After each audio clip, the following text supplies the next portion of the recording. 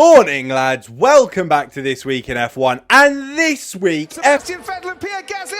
What has happened? We need to know who's going to come out in front. Cock! Anyway, this week, F1 was in Monte Carlo for the Monaco Grand Prix.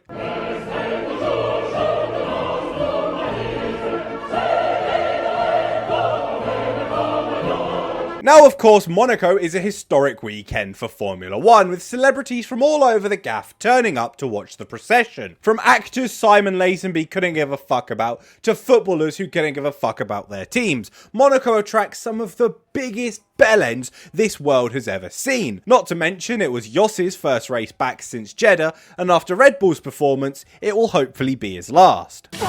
However, it wasn't the Verstappens causing the family drama this weekend. We are not white trash. As Oscar Piastri searched for a home race, found him at Leclerc's door with adoption papers. Do you think you'd be interested in adopting me as your future orphan son?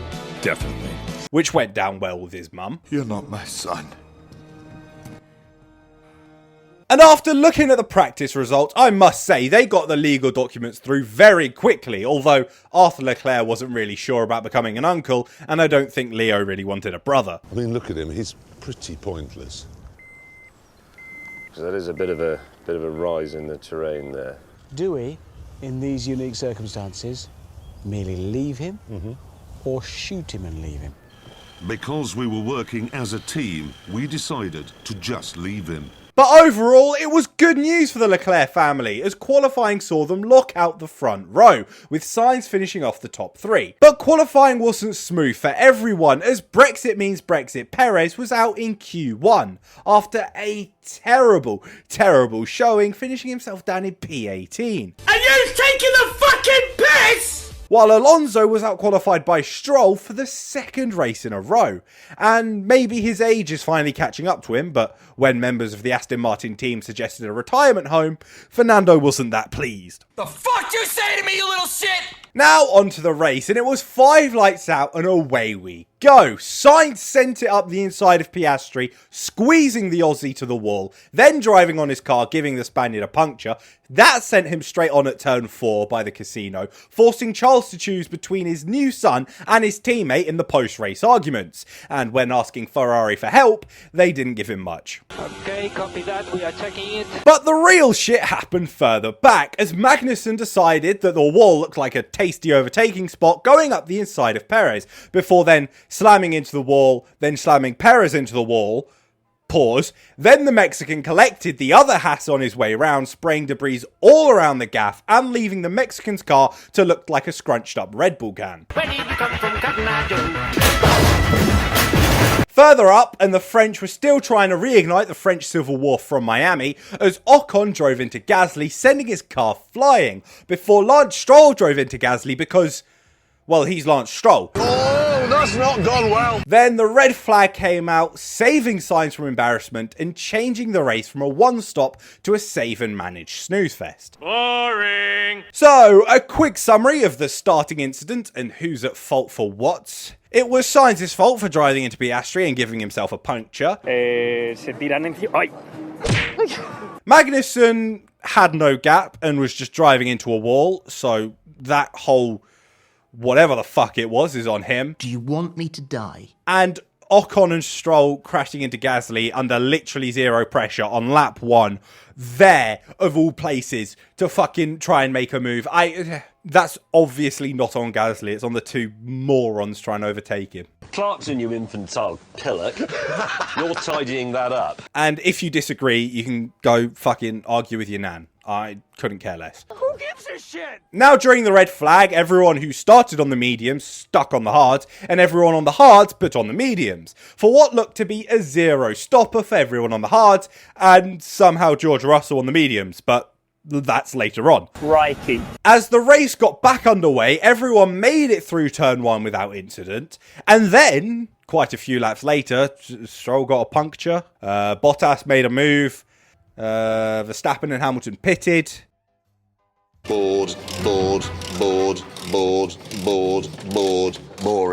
boring, dull, tedious, annoying, backache, armache, cramp, miserable. Then Leclerc won, that being the first time a Monegasque driver has won the Monaco Grand Prix, breaking his Monaco curse with his newly adopted son and Sainz finishing the podium. Yes! So what does this all mean for the championship? Well, for once, Red Bull and Verstappen lose points to the competition around them, as it feels like finally it's not a one-team race every weekend, especially in Europe where Perez's EDL history gets the better of him. And speaking of the Nigel Farage fanatic, Sergio Perez drops down to 5th after an array of disappointing weekends behind both Ferraris and the CEO of Quadrant. He has to go, blood. He has to go, blood. Leclerc's historic home win gives him a big points boost, while Sainz's 3rd place gets him slightly closer to Lando and gives Ferrari a big gain to Red Bull. On the other side of the Leclerc family, and Piastri's first podium of the season gives his points tally a boost.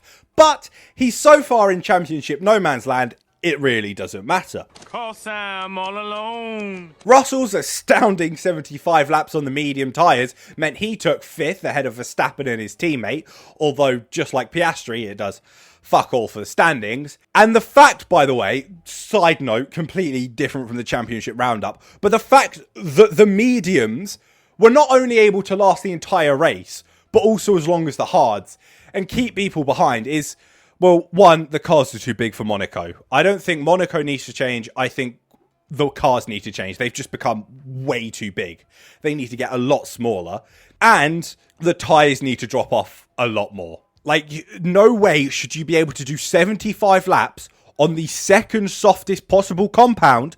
These mediums are softs in some races. You should not be able to do 75 laps on them. That is a load of bollocks. And Pirelli really need to take a look at that. He's never gonna die! Sonoda took home a solid 4 points in P8, increasing his gap to Lance Stroll. Albon in P9 picks up his and Williams' first points of the season. And the most important result of the race, P10, went to Pierre Gasly, even after he was assaulted by his teammates and spat for brains. So, well done if you predicted that. Now, it is time for Moron of the Week.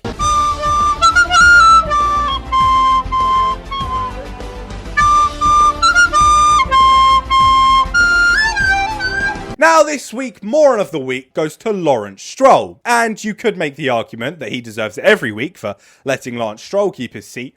But this week specifically, he is reportedly growing impatient with the progress at Aston Martin. In other news, a man has shot himself in the foot and is surprised it hurts.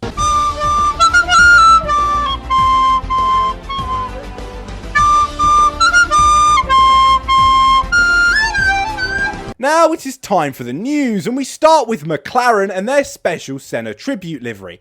And it's a nice livery.